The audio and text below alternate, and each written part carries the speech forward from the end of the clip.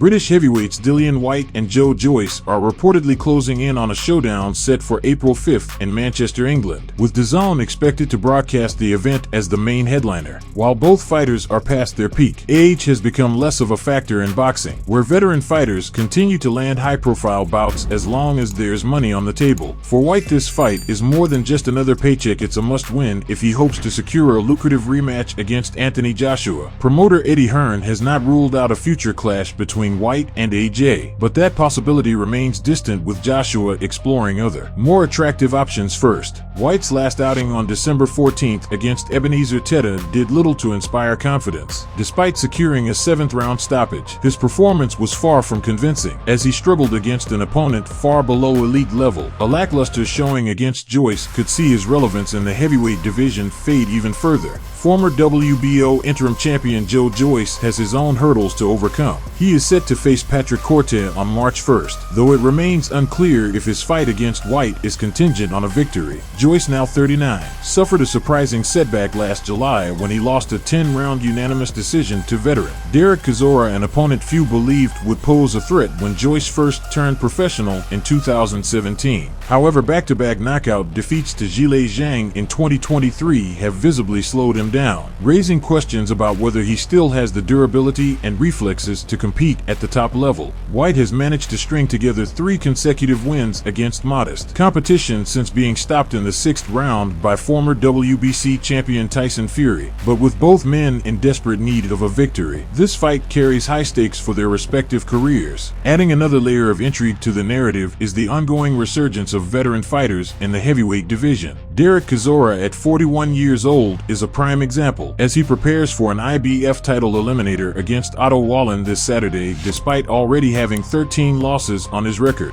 The Whyte vs. Joyce matchup may not be a battle of prime contenders, but it promises fireworks for fans who enjoy all-action brawls. And with both men fighting to remain relevant, expect them to leave it all in the ring.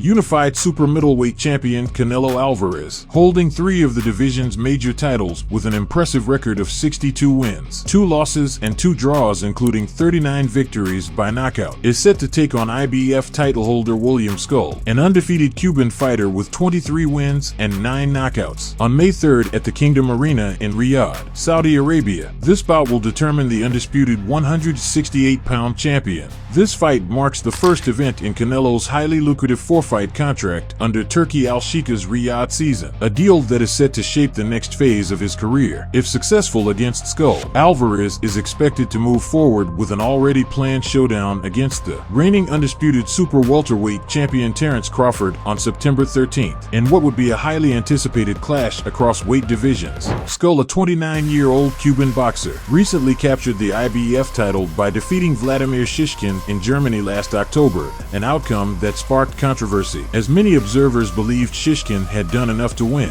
Interestingly, Alvarez had previously opted not to face Skull, which resulted in him being stripped of his IBF title. Now he looks to reclaim the belt and solidify his standing as the undisputed champion, heading into the potential blockbuster with Crawford. While hardcore boxing fans may appreciate the significance of Canelo regaining his lost title, the general audience remains unimpressed by his choice of opponent. Skull is largely unknown to casual fans, and many argue that a more compelling matchup, such as a long-awaited showdown with David Benavidez, would have generated far greater interest. Critics suggest that starting his 4-fight deal against a lesser-known opponent fails to excite the broader boxing community. However, Canelo's star power remains undeniable, and the clash with Crawford looms as the true spectacle, regardless of how many belts are on the line.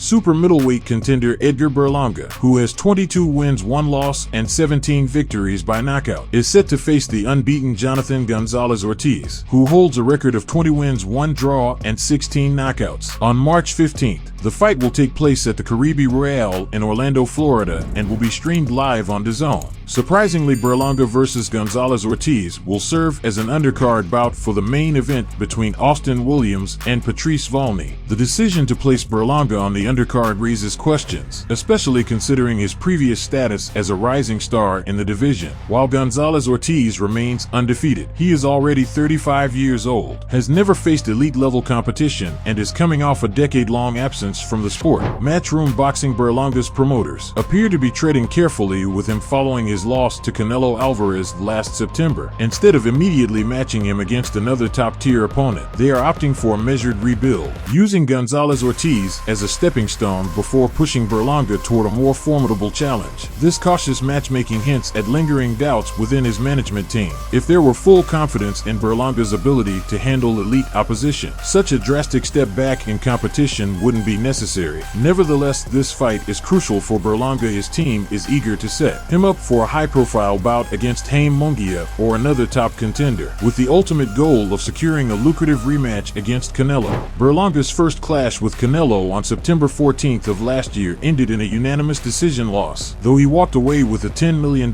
payday. Now he's determined to re-establish himself as a serious threat in the division and earn a second shot at the Mexican superstar. For longtime boxing fans, the name Jonathan Gonzalez Ortiz might ring a bell. The Puerto Rican fighter was steadily climbing the ranks between 2009 and 2014, scoring victories over notable names like Derek Ennis, Serhiy Zinzirek, Billy Lyell, Richard Gutierrez, and Rogelio Medina. However, in 2014 his career abruptly came to a halt, and he remained inactive for over a decade. The reasons behind his long hiatus remain unclear, but in today's boxing landscape where fighters in their 40s and even 50s continue to compete, his return at 35 doesn't seem entirely out of place. Last year, Gonzalez Ortiz made his comeback, securing wins over Edward Aloa Diaz and Jose St. Hilaire Gil. While these opponents are relatively unknown, those victories have positioned him for this unexpected opportunity against Berlanga. Whether Gonzalez Ortiz can shake off a decade of ring rust and shock the boxing world remains to be seen. Meanwhile, Berlanga must deliver a convincing performance not just to get back in the win column, but to prove he's still worthy of the elite competition his team envisions for him. The only person who seems oblivious to it is Chisora, and Wallin backs away into the corner and now goes over. Known as the Del Boy, Dereck War Chisora!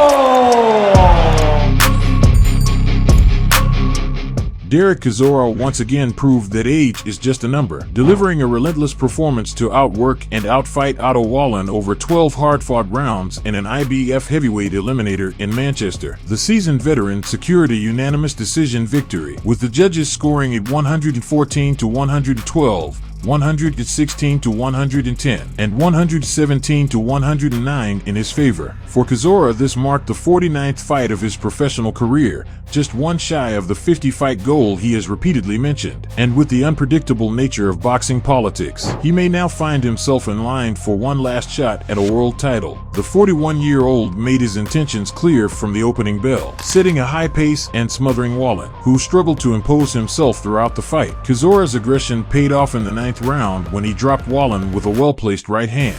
He then floored the Swedish southpaw again in the final seconds of the fight as he unleashed another trademark flurry of punches.